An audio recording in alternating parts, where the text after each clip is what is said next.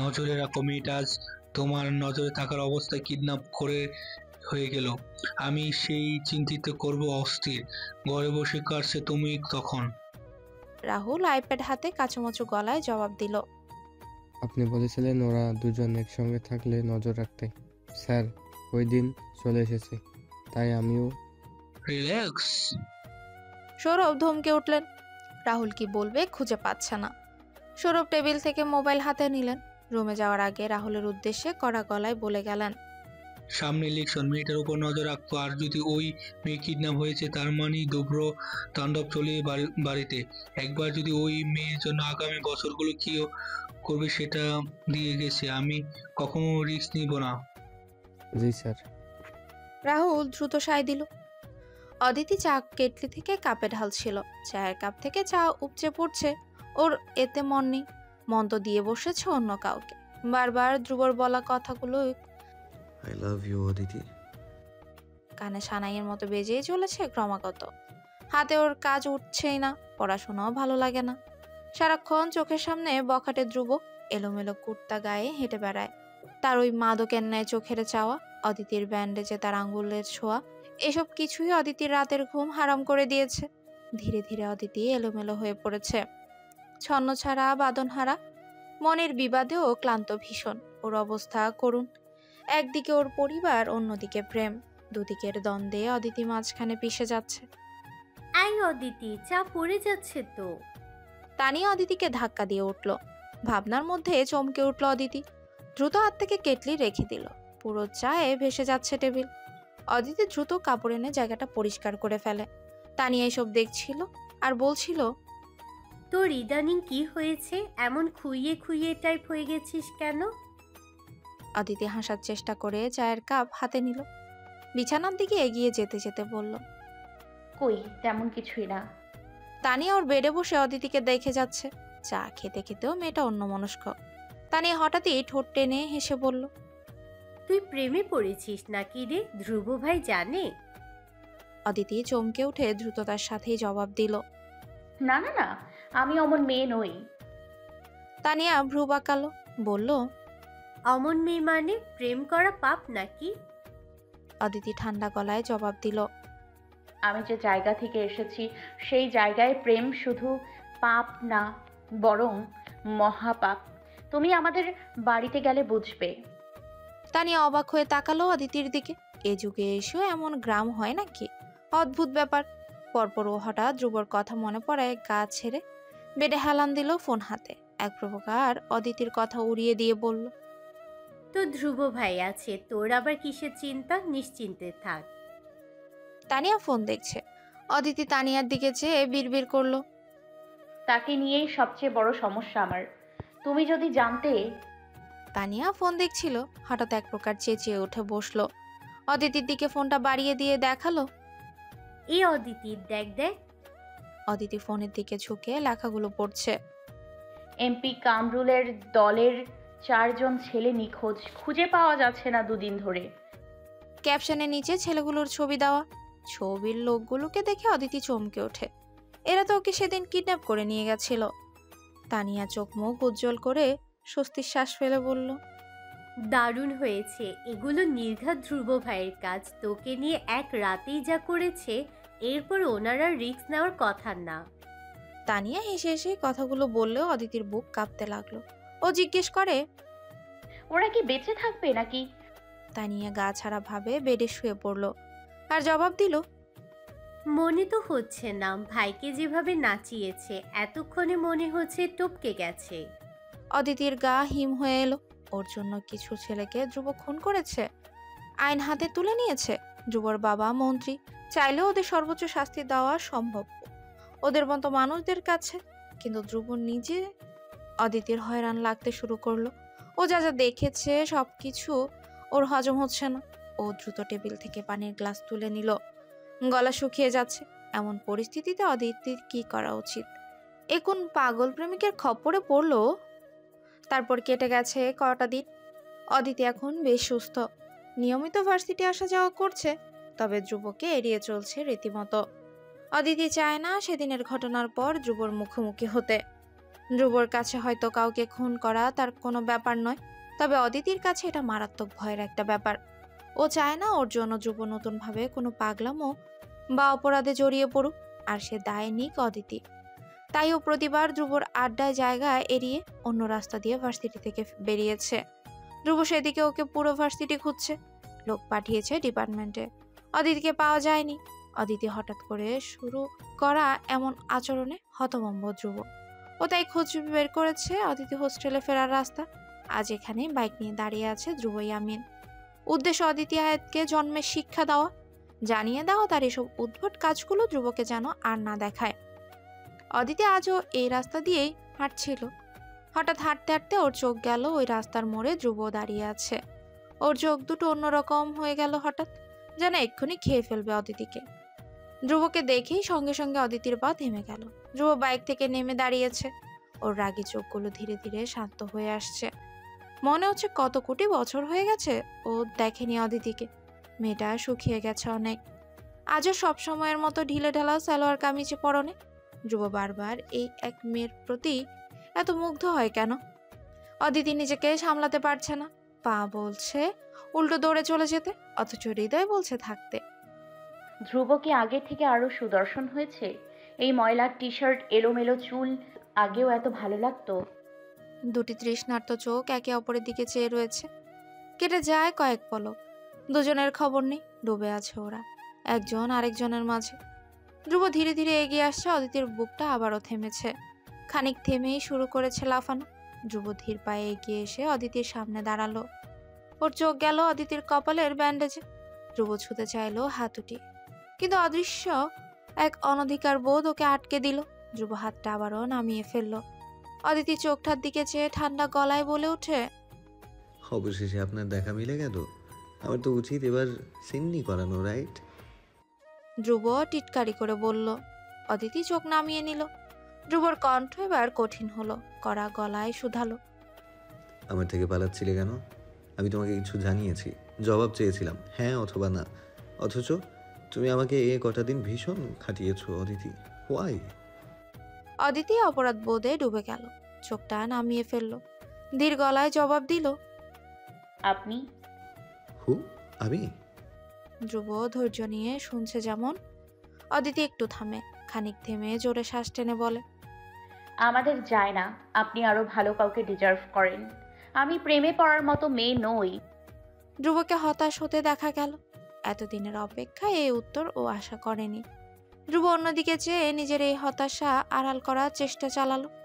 পরপর অদিতির নিচু হয়ে যাওয়া মুখটার দিকে নিজের মুখ ঝুঁকে এনে ঠান্ডা গলায় শুধু এটুকুই বলে গেল, first answer my question Aditi. তুমি কি একবারের জন্য আমার কথা এই কয়েকদিনে ভাবুনি? আমি কি একবারের জন্য তোমার কল্পনায় আসিনি? শুরু থেকে এই সব কিছু থেকে আমি একাই ছিলাম, তুমি ছিলে না। না না। অদিতি মুখটা অন্যদিকে ফিরিয়ে নিল। ধ্রুবর চোখে চোখ রেখে মিথ্যে বলার সাধ্য ওর নেই। ধ্রুব অদিতির ঘুরিয়ে ফেলা মুখটার থুতনি চেপে ধরে আবার ওকে নিজের মুখোমুখি আনে। অদিতি মাথাটা নামিয়ে ফেলে। ধ্রুব অধৈর্যের মতো করে অস্থির গলায় বলল, don't lie to me Aditi. তুমি চেয়ে থাকতে আমার দিকে, যখনই আমি তোমার সামনে এসেছি আমি তোমার চোখে আমার জন্য দরদ দেখেছি। তুমি আমাকে কেন মিথ্যে শোনাচ্ছ? আমি জানি তুমি কি ফিল করো আমার জন্য। ধ্রুব থামে, জোরে শ্বাস টেনে অদিতির হাত টেনে ওকে নিজের দিকে এগিয়ে আনে। হাত ছেড়ে চোখের কোণে আঙ্গুল ছুঁয়ে কাতর গলায় বলল, তোমার চোখ যে কথা বলে তোমার ঠোঁট কেন সেটা বলতে চায় না অদিতি? কিসের ভয় তোমার? আমি আছি তোমার সাথে। অদিতি চোখ টলমল করছে। ধ্রুবর আঙ্গুল তখনও ওর গাল ছুঁয়ে, চোখের কোণ ছুঁয়ে আছে। ধ্রুবকেও কিভাবে বোঝাবে, আর কিভাবে বোঝালে ধ্রুব কষ্ট পাবে না? অদিতি শ্বাস আটকে পিছিয়ে গেল। ধ্রুবর হাত নেমে গেল নিচে। ধ্রুব হতাশ হয়ে তাকালো। অদিতি চোখ থেকে গড়িয়ে পড়লো দুফোঁটা পানি। ও দু হাতে চোখ মুছে থেমে থেমে বলল, আমি ভালোবাসতে জানি না। আমাকে ভালোবেসে আপনি শুধু কষ্টই পাবেন, আর কিছু না। ধ্রুব জবাবে বলল, আমি শিখিয়ে দেবো তোমায়। কেন আমাকে ফিরিয়ে দিয়ে নিজেকেও কষ্ট দিচ্ছ? আমি কাউকে কষ্ট দিচ্ছি না, বরং কষ্ট পাওয়া থেকে বাঁচাচ্ছি। আপনি চলে যান, আমার সামনে আর আসবেন না। আমার হৃদয় এত বড় নয়, বারবার আপনার মুখোমুখি হওয়ার সাহস আমার মধ্যে আর নেই।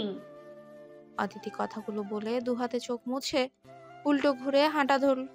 ধ্রুব পেছনে ঠায় দাঁড়িয়ে রইল। অদিতির চোখের পানি ওকে আজ এলোমেলো করে দিয়েছে। ধ্রুব অনেকক্ষণ লাগলো পুরো ব্যাপারটা হজম করতে। অদিতি ততক্ষণে চলে গেছে। ধ্রুব একসময় বুকের বাঁ পাশে হাত রেখে ঘাটটা সামান্য কাত করে ফিসেল গলায় বলে ওঠে, তুমি পালাতে থাকো অদিতি, আমি পাকড়াও করতে থাকবো। তুমি হারিয়ে যেতে থাকবে, আমি অন্ধকার দিন একসঙ্গে তোমার পায়ে হাজির করে যাব। তুমি ভয় পেতে থাকো, আমি ধ্রুব তোমার ভয়গুলো নিজের হাতে পিষে ফেলতে থাকবো। যেই প্রান্তে তুমি থাকবে, ধ্রুবকে তোমার সঙ্গে পাবে। আজ রবিবার। রবিবারে মাথার উপর শনির ন্যায় নেচে যাচ্ছে সূর্য। দুপুরটা বড্ড খড়খড়ে। তীব্র রোদ আর অসহ্য গরমে অদিতির অবস্থা করুণ বেহাল। কোনো রকম টিউশন করিয়ে বেরিয়েছে সে। রিক্সা খুঁজছে। মহাকালের এদিকটায় আজকাল রিক্সা মেলে না। অদিতি কপালের ঘাম ওড়নায় মুছছে, চোখ মুখ কুঁচকে ফেলেছে। হঠাৎই এক রিক্সা ওর সামনে এসে দাঁড়ালো। রিক্সাওয়ালা মামা রিক্সার প্যাডেল থামিয়ে মুখে হাসি টেনে বলল, ভাবি চলেন, আপনারে হোস্টেলে নামাইয়ে দিই। অদিতি ভ্রু কুচকালো। ভাবি শব্দটা ইদানিং ঘুমের মধ্যে ওর কানে বাজে। সারাক্ষণ ভার্সিটি রোডেই এ না হলে ওকে ভাবি ডেকেই চলেছে। কোন ভাইয়ের বউ হয়ে আছে আল্লাহই জানে। অদিতি কাদের ব্যাগটা এক হাতে চেপে ধরে চাপা স্বরে ভ্রু কুচকে জিজ্ঞেস করলো, আপনাকে কে পাঠিয়েছে মামা? ধ্রুব ভাইয়ে। বলেই রিক্সাওয়ালা ইশারা করলো পেছনে। কাউকে খুঁজতে লাগলো যেমন। অদিতি অবাক হয়ে পেছনে তাকালো। কেউ নেই সেখানে। ওর মুখ থমথমে হয়ে গেল। যা বোঝার সে বুঝে গেল। সে সামনে আর আসবে না। অথচ ঠিকই অদিতির আশেপাশে না থেকেও কেমন করে সে থেকে যায়। অদিতির ঠোঁটে না চাইতো হাসি চলে এলো। পরপর ও নিজেকে শাসিয়ে হাসি লুকিয়ে ভ্রু কুচকে তাকালো। ওপাশ থেকে রিক্সাওয়ালা মামা অদিতিকে এখনো সেভাবে দাঁড়িয়ে থাকতে দেখে অবাক হয়ে বলল, ভাবি আপনি যাইবেন না? ধ্রুব ভাই বকবো আমারে। আবার ওই অসহ্য ভাবি ডাক। অদিতি এবার কিছুটা কঠোর গলায় বলল, মামা আমি বিয়ে করিনি আপনার কোনো ধ্রুব ভাইকে। আমাকে ভাবি আল্লাহর ওয়াস্তে ডাকবেন না। রিক্সাওয়ালা মামা যেন ভারী অবাক হলেন। অদিতির গরম গরম রাগ দেখে উনি মিয়ে গেলেন আর বললেন, ভাবি আপনাকেও কি ঝগড়া হয়েছে? ঝগড়া করিয়েন না, ধ্রুব ভাইয়ে ভালো মানুষ, একদম মাটির মানুষ। রিস্কায় উঠে আহেন, রোদে দাঁড়ায় আবার কিসের রাগ? অদিতির এবার ইচ্ছে হচ্ছে মাথার সবগুলো চুল টেনে ছিঁড়ে ফেলতে। ভাইয়ের নাই প্রেমের খবর, তার সঙ্গে আমার নাকি রাগ করাও হয়। অসহ্য। বৃষ্টির রাগে মাথার ভেতরটা অব্দি ধবধব উঠল। অদিতি আর দাঁড়ালো না, দ্রুত উঠে বসলো রিক্সায়। ব্যাগ কোলের উপর রেখেই বলল, মামা যান তো যান। মামার খুশি দেখে কে। আজ অদিতিকে হোস্টেলে পৌঁছে দিতে পারলেই কর করে 1000 টাকার নোট মিলবে। এই সুযোগ হাতছাড়া করা যাবে না। রিক্সাওয়ালা মামা ধ্রুবর নির্দেশ মতোই শেষবারের মতো রিক্সা চালানোর আগে একবার অদিতির জামা ওড়না দেখে নিল। কোনোভাবে ওড়না ওর চাকায় আটকে গেলে মহা বিপদ। ধ্রুব ভালোর ভালো খারাপের খারাপ। মায়ের লাগাবে ধরে উনি সাবধানে সব দেখে নিয়ে স্বস্তির শ্বাস ফেলে রিক্সা চালানো শুরু করলেন। অদিতি অস্বস্তি নিয়ে রিক্সায় বসে আছে। ওর মনে চলছে অন্য ভাবনা। ধ্রুব এসব করে কি বোঝাতে চাইছে? সে কি সত্যি অদিতির প্রেমিক হয়েছে? অদিতি তাকে ফিরিয়ে দেবার পরেও ও আশেপাশের থেকে ওকে এভাবে দুর্বল করে দিয়ে কি শান্তি পাচ্ছে এ ছেলে? অদিতির বুকের মধ্যে ভোঁতা এক যন্ত্রণা হচ্ছে। ওর বেহায়া মন বারবার বেহায়া কিছু করে বসতে মন চাইছে, অথচ মস্তিষ্ক আটকাচ্ছে ওকে। মাঝ রাস্তায় অদিতির ফোনে কল এলো। রিক্সায় বসে থেকে ফোনটা রিসিভ করলো সে। অদিতি সালাম দিল। ফাহিমা ওপাশ থেকে বললেন, কি রে মা, কবে আসবি বাড়ি? তোর কলেজ বন্ধ দিবে কখন রে? অদিতি হালকা গলায় উত্তর দিল, পরশু থেকে ছুটি আছে 7 দিনের, দেখি আসতে পারি কিনা। ফাহিমা এবার একটু দোনামোনা করতে লাগলেন। উসখুস করছেন কিছু বলার জন্য। অদিতি যেন বুঝে ফেলল। ও লাই দিয়ে বলল, কিছু বলার থাকলে বলে ফেলো মা, আমার সামনে এত কি ভাবছো? ফাহিমা কিভাবে কথাটা উঠাবেন বুঝতে পারছিলেন না। এই ব্যাপারে ওনার নিজেরও তেমন মত নেই। শুধু স্বামীর চাপে পড়ে মেয়ের চলার পথে বাধা হতে মন চাইছে না। তবু উনি বললেন অপ্রস্তুত গলায়, আসলে তোর জন্য একটা বিয়ের আলাপ আসছে। ছেলে পাশের গ্রামের, ঢাকাতেই চাকরি করে। তোর আব্বা রাজি বলছেন যদি আকত করিয়ে রাখি। অদিতির বুকটা ধক করে উঠল সঙ্গে সঙ্গে। চোখের সামনেই ধ্রুবর পাগলামোটা ভেসে উঠল সেদিন রাতে ধ্রুবর শিহরণ জাগানো এক একটা ছোঁয়া। অদিতির শ্বাস প্রশ্বাস এলোমেলো হয়ে যাচ্ছে। ও চোখ বন্ধ করে শ্বাস টেনে নিজেকে স্বাভাবিক করার চেষ্টা করলো। তারপর থেমে থেমে বলল, মা, এক্ষুনি এসব কেন? আমি তো এখনো পড়াশোনা করছি। ফাহিমা মেয়ের কথার উত্তরে কি বলবেন খুঁজে পেলেন না। একই কথা উনি নিজেই স্বামীকে বলেছেন। তোফাজ্জল এক ধমকে চুপ করিয়ে দিয়েছে তাকে। ফাহিমা গলাটা নরম করে বুঝিয়ে বলার চেষ্টা করলেন, উঠিয়ে তো নেবে না রে। এবার বাড়ি এলে ওরা যদি দেখে পছন্দ করে তবে পরে কথা এগোবে। এই কথা শুনে অদিতির বাড়ি যাওয়ার যেটুকু ইচ্ছে ছিল তাও মুহূর্তেই শেষ হয়ে গেল। ওরা এতদিন শুধু ধ্রুবর থেকে পালানোর জন্য বাড়ি যাওয়ার জন্য ছটফট করছিল, আর এখন সেখানেও আরেক বিপদ ছুটে আসছে। এখন কোথায় যাবে অদিতি? অদিতি যেটুকু বলার ছিল সে কথাটাও মুখ থেকে বের করতে পারলো না। বাড়ি না যাওয়ার আর কোনো অজুহাত দেখাতেও পারবে না। তবুও চেষ্টা করলো, বলল, আমি রিকশায় আছি মা, আর এই মাসে ছুটি পাবো কি না এখনো তো নিশ্চিত হইনি। রুমে গিয়ে তোমার সাথে কথা বলি। ফাহিমা উত্তরে কিছু বলার আগে ওনার কথার মাঝপথে ফোনটা কেড়ে নিলেন অদিতির বাবা তোফাজ্জল। বাবার গমগমে গলা শোনার সাথে সাথে অদিতির শ্বাস আটকে এলো, গা কাঁপতে লাগলো। তোফাজ্জল ভালো মন্দ জিজ্ঞেস করার ধার ধারলেন না, শুরুতেই বলে ফেললেন, অদিতি, তুমি পরশু ট্রেন ধরে বাড়ি আসছো। আমি ছেলেদের কথা দিয়ে ফেলেছি। এখন তোমার বাবার মুখ রাখার উচিত তোমারই। আমি কি ঠিক বলেছি? অদিতি কিছু বলার সাহস পেল না, আর হাত কাঁপছে তার। ও ভয়ে কাঁপতে কাঁপতেই বলল, আমি আসবো আব্বা। তোফাজ্জলকে শান্ত হতে দেখা গেল। উনি গমগমে গলায় বললেন, তোমার ট্রেনের টিকিট আমি কেটে রেখেছি সপ্তাহে। সময় মতো চলে আসবে। আর রিকশায় বসে এত কথা বলার দরকার নেই। রুমে গিয়ে কল করো। অদিতি মাথা নাড়ালো, তারপর সালাম দিয়ে কল কেটে দিল। ফোন কেটে ও ফোনটা দুহাতে শক্ত করে চেপে ধরলো। ধ্রুব ধ্রুব পাগল হয়ে যাবে এসব শুনলে। অদিতিও তো ঠিক নেই। ধ্রুবকে যতই ফিরিয়ে দিক, দিন শেষে যেটুকু ফেসে যাওয়ার ও তো ফেসেই গেছে।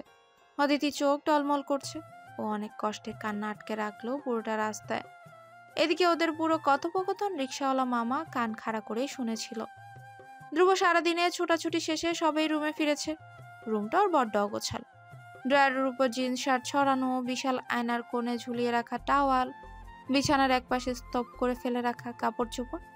রুমে ঢুকে এসব দেখে ধ্রুবর মেজাজ বিগড়ে গেল। ও ভ্রু কুঁচকে মহা বিরক্ত হয়ে কাপড়ের স্তবের একপাশে সরিয়ে বিছানায় বসলো। পুরো রুমটা একবার চোখ বুলিয়ে দেখলো। এলোমেলো রুমের দিকে চেয়ে থাকতে থাকতে হঠাৎ করে ওর মনে হলো, বিয়ে করার পর তার রুম তো আর কখনো এমন থাকবে না। অদিতি তার গোলগাল নরম হাত দিয়ে ধ্রুবর রুমকে ঠিক গুছিয়ে নেবে, ধ্রুবকে অন্ধকার থেকে টেনে আনবে আলোর দিকে। অদিতির কথা ভাবতে ধ্রুবর ঠোঁটে মৃদু হাসি ফুটল। ধ্রুবর এখন ইচ্ছে করছে অদিতির কাছে একবার ছুটে যেতে। নতুন প্রেমে পড়লে কি মানুষ এমন পাগল হয়ে যায়? নিজের ভাবনাতেই নিজেই হেসে দিল ধ্রুব। মাথার চুলগুলো এক হাতে এলোমেলো করে ফেলে, তারপর হেসে আয়নার সামনে গিয়ে দাঁড়ালো। ভ্রু কুচকে নিজেকে আগাগোড়া দেখলো। আজ রাজন বলছিল ধ্রুব নাকি বদলে যাচ্ছে, প্রেমের সব সিমটম নাকি ওর মধ্যে প্রকাশ পাচ্ছে। ধ্রুব আয়নার সামনে দাঁড়িয়ে সেই সিমটমগুলোই খুঁজছে। তার মধ্যে কি সত্যি অনেক পরিবর্তন এসেছে? প্রেমে পড়ে কি মানুষ এতটাও পরিবর্তন হয়? এমন সময় ফোন এলো। ধ্রুব মুখ স্বাভাবিক করে পুরনো গম্ভীর রূপেই ফিরে এলো। এগিয়ে গিয়ে বিছানার উপর থেকে ফোনটা নিয়ে রিসিভ করলো। ওপাশ থেকে কেউ তাকে কিছু বলল। সব শুনে হঠাৎই ধ্রুবর মুখটা থমথমে হয়ে গেল। ও ঠান্ডা গলায় শুধু বলল, করাচ্ছি বিয়ে ওনাকে। ধ্রুব ফোনটা কেটে পকেটে পড়লো। দ্রুত হেঁটে গিয়ে বিছানার উপর থেকে শার্ট নিয়ে গায়ে দিল। তারপর বড় বড় পা ফেলে এগিয়ে গেল রুমের বাইরে। ড্রয়িং রুমে আসতেই পেছন থেকে সৌরভ এত রাতে ছেলেকে বাইরে যেতে দেখে ডাক দিলেন। এত রাতে কোথায় যাচ্ছ? ধ্রুব ফিরেও তাকালো না। ওর এখন বড্ড তাড়া। মাথায় চড়ে আছে 80 কেজি ওজনের জেলাসি। ও কোনো জবাব না দিয়ে দ্রুত পা চালিয়ে বাইকের দিকে এগিয়ে গেল। অদিতি সেই কখন থেকে সামনে বই নিয়ে বসে আছে, কিন্তু তার আজ পড়াশোনায় একদমই মন বসছে না। পুরো মন জুড়ে ধ্রুবর চিন্তা, ওর ভাবনা ছড়িয়ে ছিটিয়ে আছে। মাঝে মধ্যে অদিতির মনে হয় ওর মস্তিষ্ক আর নেই, পুরোটাই ধ্রুবর দখলে চলে গেছে। শান্তি দিচ্ছে না এই ভাবনাগুলো ওকে। অদিতি ভাবছে এবার বাড়ি গেলে ছেলেপক্ষ দেখতে আসবে। এটা জানলে ধ্রুব কি করবে? কুরুক্ষেত্র বানিয়ে ফেলতে পারে হয়তো। শুধু ধ্রুব নয়, অদিতি নিজেও চাইছিল না ছেলেপক্ষের সামনে যেতে। গ্রামের ছাপোষা মেয়ে অদিতি কিভাবে এমন একটা বখাটে প্রেমিকের প্রেমে পড়ে গেল কে জানে। প্রেমে পড়লো তো তার উপর তার প্রেমে পড়ে এই করুণ হাল। মানুষ কি বলবে? অদিতির ভালো লাগছে না কিছুই। কি করবে, কাকে বোঝাবে মনের এই ব্যথাগুলো, অসহ্যকর এই দ্বিধাগুলো। অদিতির মনে এক টানাপোড়েনের হঠাৎই টেবিলের উপর রাখা ফোনটা বেজে উঠল। অদিতি ভাবনার মধ্যেই চমকে উঠল। নম্বর সেভ করা নেই। ভ্রু কুচকে বইটা বন্ধ করে ফোন রিসিভ করলো। ওপাশ থেকে একটা থমথমে গলার স্বর ভেসে আসলো। ধ্রুব বলছি, নিচে আসো, আই এম ওয়েটিং।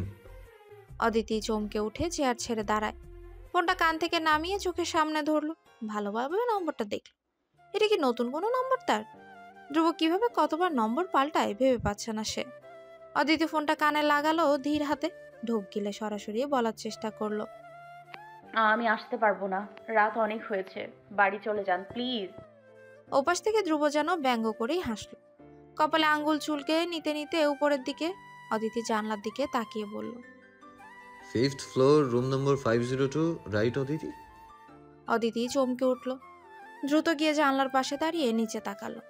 ধ্রুব ওর দিকে চেয়ে আছে। অদিতি আতকে উঠে বুকে ফু দিয়ে সরে গেল আড়ালে। ভীতু গলায় বলল। আপনি কি বোঝাতে চাইছেন? ধ্রুব এবার কঠোর গলায় স্পষ্ট করে বলে ফেলে। আমি উপরে উঠবো নাকি তুমি নিচে আসবে? আমাকে দয়া করে আর জ্বালিও না অদিতি। আমি জ্বললে ঝাঁঝরা করে ফেলবো তোমাকে, জানো তো। অদিতি ঢোক গিলল। এবার বলেই দিয়েছে উপরে আসবে মানে চলেই আসবে। যা ঘাটতেরা ছেলে। অদিতি অজুহাত দেখানো শুরু করলো এবার। নিচে দারোয়ান আছে। ওপাশ থেকে ধ্রুব হাসে। কৌতুক শুনেছে যেমন তেমন করে বলল। আমার মতো দারোয়ানও তোমার জন্য ওয়েট করছে, বেচারা ঘুমে ঢুলছে। নিচে নামো তুমি। দারোয়ান ওর নিচে নামার অপেক্ষাই করছে। এটা কিছুতেই বিশ্বাস হচ্ছিল না অদিতির। এই দারোয়ান অনেক রাগী। রাত 10টা বাজলে গেট বন্ধ করে ফেলে। রাত 11টায় কিভাবে তার জন্য গেট খুলে রেখেছে? ধ্রুব ততক্ষণে ফোন কেটে দিয়েছে। ফোন কাটার আগে অবশ্য কয়েকবার শাসিয়েছে। ওইদিকে অদিতির মন মানছে না। ভেতরের মন বলল, যা, প্রেমিক ধ্রুবর জন্যই তো মন খারাপ করে বসেছিলে এতক্ষণ। কিন্তু মস্তিষ্ক বলল, নিজেকে আটকে রাখ অদিতি, নিজের বিপদ তুই নিজেই ডেকে আনছিস। অতঃপর শেষ পর্যন্ত মনের কথাই জিতল। অদিতি চাদর দিয়ে পুরো শরীর ঢেকে মুখ লুকিয়ে বেরিয়ে এলো। গেটের সামনে আসতেই দারোয়ান মুখ ভরে হেসে দরজা খুলে দিল। অদিতি শুধু অবাক হয়ে দেখছিল দারোয়ানের আচরণগুলো।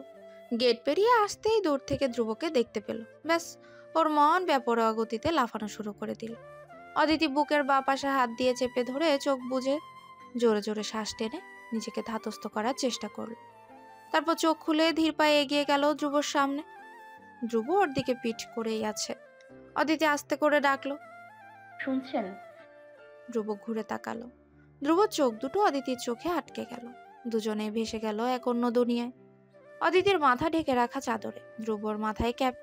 অন্ধকারে দুজন দুজনের চোখে কি এমন দেখলো কে জানে। দুজনের মধ্যে এক অন্যের জন্য যেটুকু রাগ, ঈর্ষা ছিল সব দূর দূর করে পালিয়ে গেল। বাকি যেটুকু থাকলো সেটুকু শুধুই ভালোবাসা।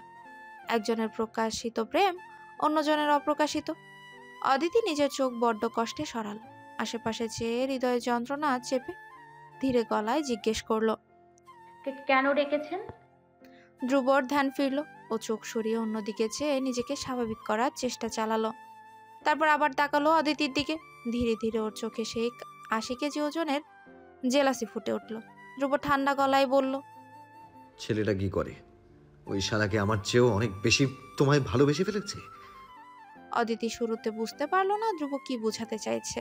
ও অবাক চোখে ধ্রুবর দিকে কিছুক্ষণ চেয়ে রইল। জিজ্ঞেস করলো, কোন ছেলের কথা বলছেন? ধ্রুব এবার নিজেকে আর দমিয়ে রাখতে পারলো না।